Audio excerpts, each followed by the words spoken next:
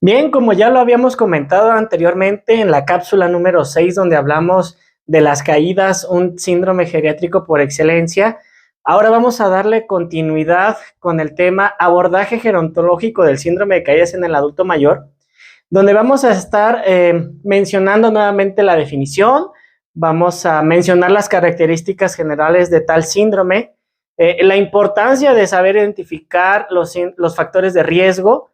También vamos a mencionar el diagnóstico etiológico a través de un algoritmo y qué escalas de valoración tenemos para determinar los factores predisponentes, tanto intrínsecos y extrínsecos, y pues bueno, la parte importante, ¿no? Con respecto a la prevención.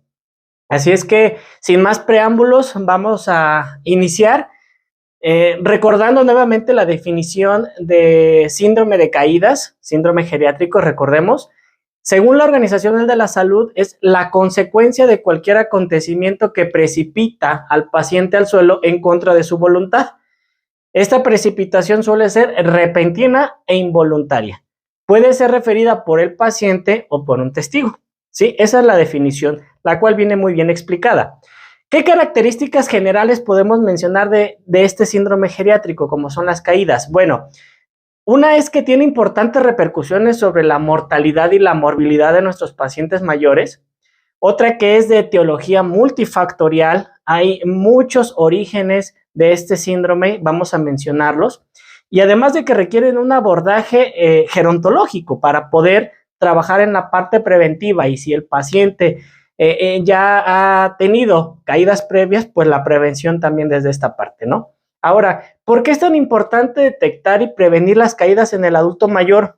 Como dato, se estima que 1 de cada 3 adultos mayores que viven en la comunidad sufre una o más caídas al año. Las caídas, recordemos que son la segunda causa mundial de muerte por traumatismos involuntarios. Además de que debemos siempre tener en mente lo que dicen los datos estadísticos al respecto, ya que a medida que aumenta la edad, aumentan las caídas, es decir, a mayor edad, mayor riesgo. Y pues bueno, también está comprobado que la persona mayor que se cae una vez tiene mayor riesgo de volverse a caer en los próximos meses. Es importante considerar que más de la mitad de las caídas que presenta un adulto mayor tiene algún tipo de lesión. 1 de cada 10 caídas lleva a lesiones como por ejemplo fracturas, luxaciones, que pueden generar complicaciones importantes como la inmovilidad prolongada. Y está claro que también van a aparecer más síndromes geriátricos. Recordemos una parte importante. Una caída puede ser el indicio de una enfermedad no detectada. Más adelante explicaremos más al respecto. ¿Por qué comentaba yo que la caída puede generar la aparición de otros síndromes geriátricos? Recordemos que varios síndromes geriátricos comparten factores de riesgo comunes, pero vamos a hablar de las caídas específicamente. Pongamos un ejemplo, un adulto mayor de 80 años, por ejemplo, que tiene una caída dentro del hogar que conlleva una fractura de cadera, lo cual va a generar que haya una intervención quirúrgica. Al darse de alta, el pronóstico puede ser reservado, pero en todo ese tiempo de recuperación, pues van a aparecer más síndromes. El primero ya lo mencionábamos hace un momento, la inmovilidad. Esto va a generar que exista incontinencia quizá, porque empieza a perder control de esfínteres, o inclusive desde el mismo egreso hospitalario ya traía sonda vesical, y pues bueno, esto va a generar esto. Y aparte, con el paso del tiempo, como los cuidadores primarios, en este caso los familiares, no tienen los conocimientos, pues puede llegar a generar hasta úlceras por presión. Entonces, si se dan cuenta, una caída que pudo haber sido prevenible hasta cierto modo, recordemos que las caídas, al considerarse accidentes, tienen un gran porcentaje de prevención, pues obviamente hubiéramos evitado el desenlace de todo esto. Entonces, ¿qué nos va a llevar todo esto? Que el paciente acumula estos síndromes geriátricos que acabamos de mencionar y empieza la discapacidad, la dependencia y la fragilidad, así en ese orden. Entonces, debemos de considerar que todo esto podemos evitarlo si precisamente podemos prevenirlo visualizando los potenciales riesgos, como por ejemplo las barreras arquitectónicas, ¿no? Más adelante hablaremos de esto. Ahora, ¿qué cambios asociados al envejecimiento predisponen las caídas? Vamos a enumerar algunos, o al menos los que tienen más Relevancia. Debemos de recordar que todo lo que altere la marcha y el equilibrio contribuye a favorecer las caídas. Por ejemplo, con el paso de los años, puede existir la disminución de la agudeza visual y la alteración de la acomodación. ¿Qué es la acomodación? Por ejemplo, en el ojo tenemos una estructura llamada cristalino. Esta estructura, su función es enfocar de manera correcta los objetos y con el paso de los años sufre cambios en su anatomía. Por lo tanto, puede ser un factor de riesgo. Altera la visión y esto puede condicionar una caída. Otra es la reducción de la circulación sanguínea y de la conducción nerviosa del oído interno. Recordemos que hay participación de estructuras del oído interno relacionadas al equilibrio. Por eso es importante que cuando manifestemos algún síntoma de visión que nos esté perjudicando, acudamos inmediatamente a nuestra revisión. Otra es la disminución de la sensibilidad propioceptiva. Recordemos que esta es la capacidad del cuerpo para saber la posición exacta de él y de esta manera pues tener conciencia de dónde estamos pisando, inclusive, y esto si se ve alterado puede potenciar una caída. Otra es que hay un enlentecimiento de los reflejos, pero ojo, esto es condición del sedentarismo o también de patologías osteomusculares como la artrosis, por ejemplo, o enfermedades neurológicas como por ejemplo la enfermedad de Parkinson. Además, también puede existir sarcopenia o atrofia muscular y esto también es condicionado por el desacondicionamiento físico, ¿sí? O la atrofia de partes blandas, que a veces también es muy común tanto en hombres como mujeres.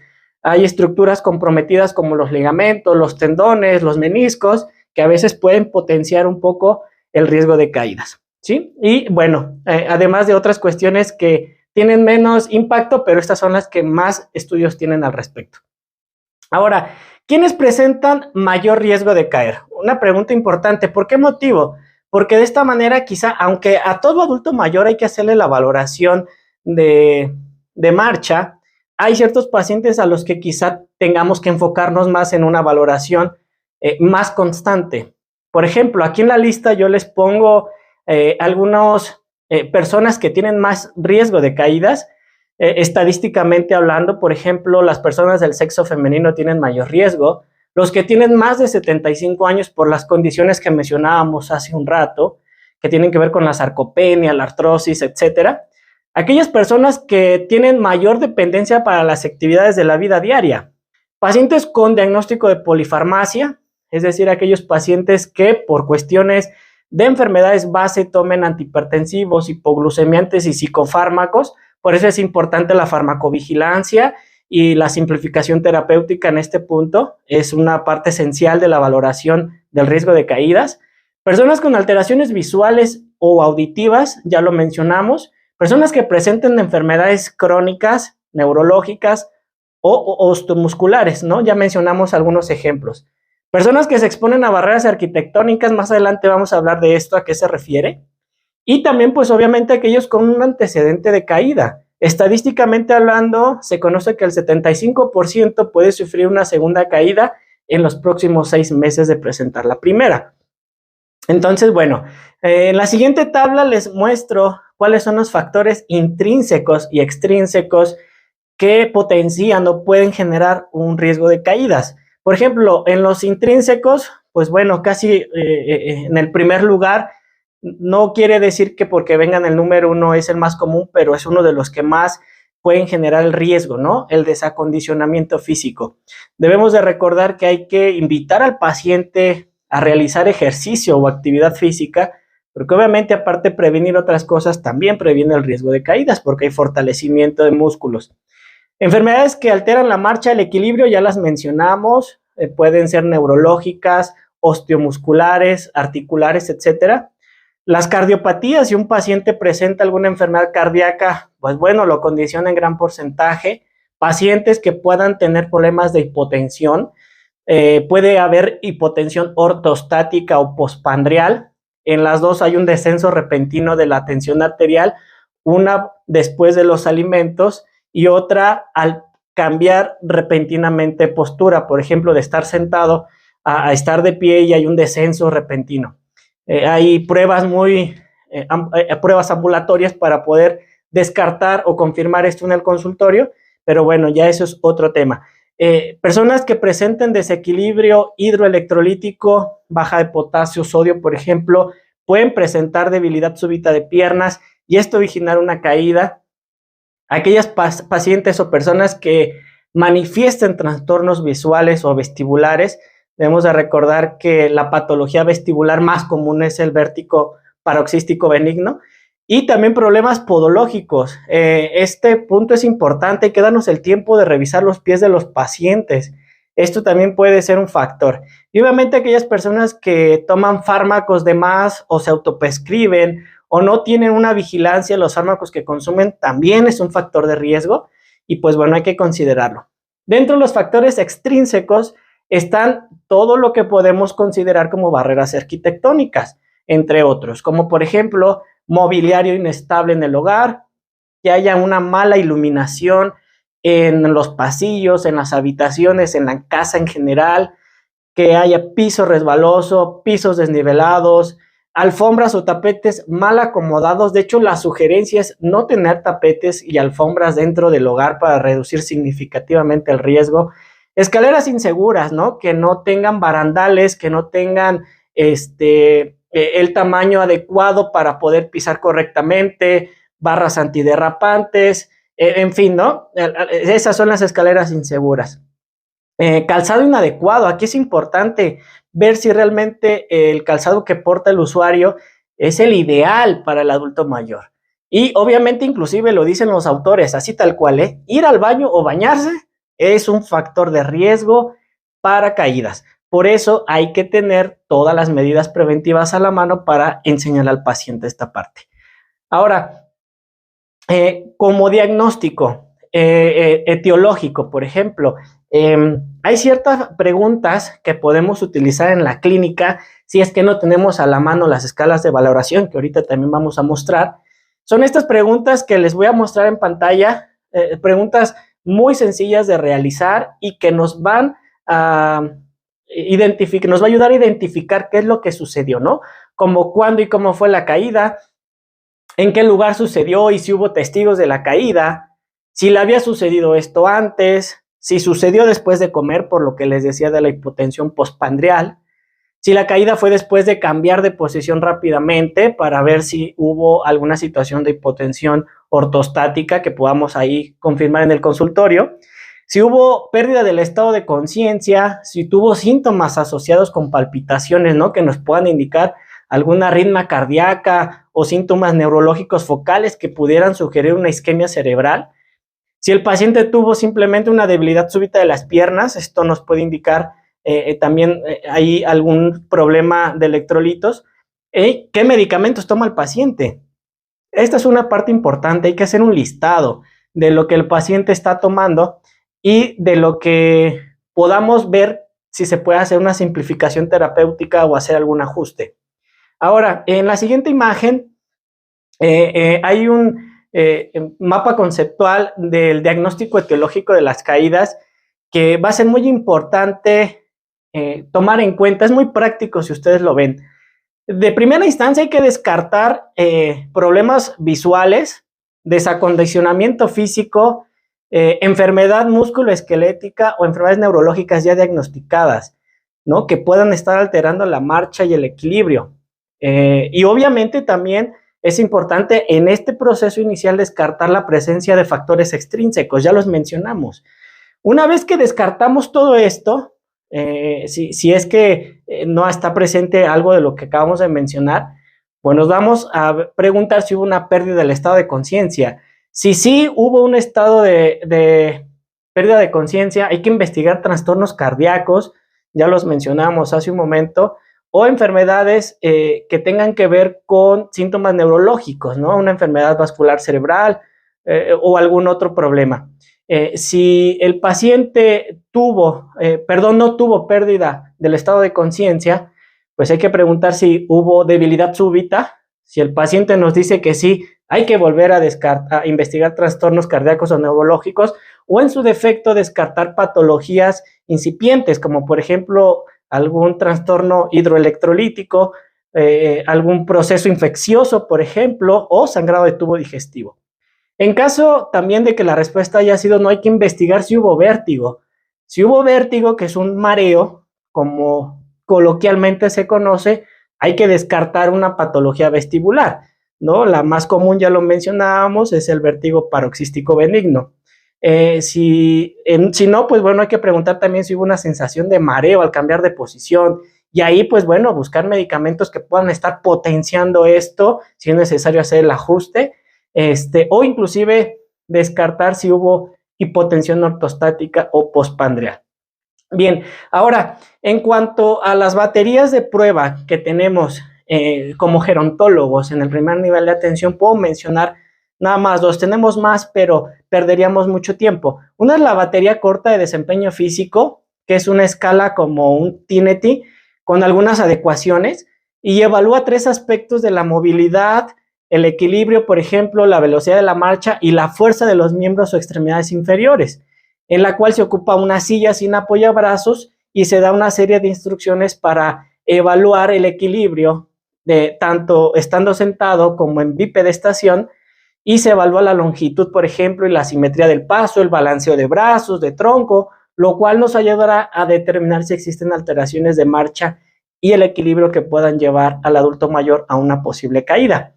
También está el Up and Go, que es traducido al español, es la prueba de levántate y anda. Es más breve, ya que evalúa la movilidad básica en personas mayores y sus probables trastornos de la marcha y el equilibrio. Este es más breve que el anterior, pero los dos son muy buenos para aplicar en el primer nivel. Ahora, una vez que tengamos ya el diagnóstico etiológico y identificado los factores de riesgo, pues ahí vienen las estrategias de prevención. Todo personal de salud que aplique esto en el primer nivel juega un papel fundamental en la prevención de caídas. Existen medidas de prevención primaria eficaces si logramos identificar los factores de riesgo. Para eso son las preguntas y las escalas de valoración, para poder determinar cuáles son las medidas que vamos a ocupar para nuestro paciente. Debemos de recordar que no hay medidas preventivas específicas en algunos casos, pero sí generales. Entonces debemos de abordar todo esto de manera perfecta. Ahora, debemos de identificar primeramente, como mencionábamos hace un momento, a los adultos mayores de mayor riesgo, ¿sí? Que son los que más nos importan en ese momento, debido a que tienen mayor riesgo de caerse, ¿no? Evaluar sus barreras arquitectónicas y los factores intrínsecos. Hay que actuar de manera personalizada sobre los factores de riesgo identificados. Para eso vamos a hacer la escala de valoración. Hay que enseñar al usuario medidas de autocuidado. La más pronta y la que más efectividad tiene es la actividad física. No van a gastar en tratamiento, solamente van a invertir en tiempo y es un factor protector de mayor importancia, ¿sí? Hay que enseñar cómo disminuir los riesgos domiciliarios y extradomiciliarios. Por eso es importante hacer esta valoración a veces en el contexto en el que se desarrolla el adulto mayor, es decir, en su domicilio, para identificar dónde está su habitación, cómo son los pasillos, cómo está la cocina, si hay algún mueble mal acomodado, tapetes, jergas, cortinas, etcétera, ¿sí? Hay que enseñar al paciente esta parte. Lo que para nosotros puede ser muy sencillo, para ellos no. Para eso estamos nosotros como educadores. Hay que enseñar cómo actuar en caso de caída, inclusive. Si el paciente ya tuvo una caída, puede llegar a presentar lo que conocemos como síndrome postcaída. Inclusive tenemos que ayudar a sobrepasar esta parte, este trauma emocional, si fue dentro o fuera del domicilio, ayudarle y explicarle que puede llegar a ocurrir una caída si no generamos factores protectores, ¿no? Hay que invitar al paciente, al usuario, a dar acceso a cuidados podológicos. Es una parte esencial en todo esto de la prevención de caídas. Y sobre todo enseñar también la importancia del calzado adecuado. Hay ciertas marcas de calzado que son muy buenas, que a veces yo sugiero mucho a los usuarios, como Hush Puppies, como Flexi, como Skechers, que inclusive hay zapatos de esta marca diseñado exclusivo para adultos mayores y que pueden ayudarnos a disminuir significativamente el riesgo de caídas. Pues bueno, el tema de síndrome de caídas en el adulto mayor es un tema bastante amplio, podemos tardarnos 2-3 horas, pero aquí la intención es saber cómo identificar los factores de riesgo y cómo hacer el trabajo preventivo, que fue el objetivo de este video.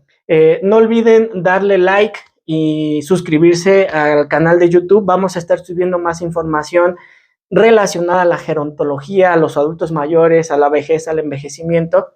Y también no se olviden seguir mis demás redes sociales. Estamos en Facebook y en Instagram como Cristian Bonilla Gerontólogo, así me pueden buscar. En TikTok como Bonilla Gerontólogo y en Twitter como Bonilla Geronto. Entonces no olviden darle like, compartir, no sabemos a quién le puede servir esta información y reitero, no olviden suscribirse al canal de YouTube.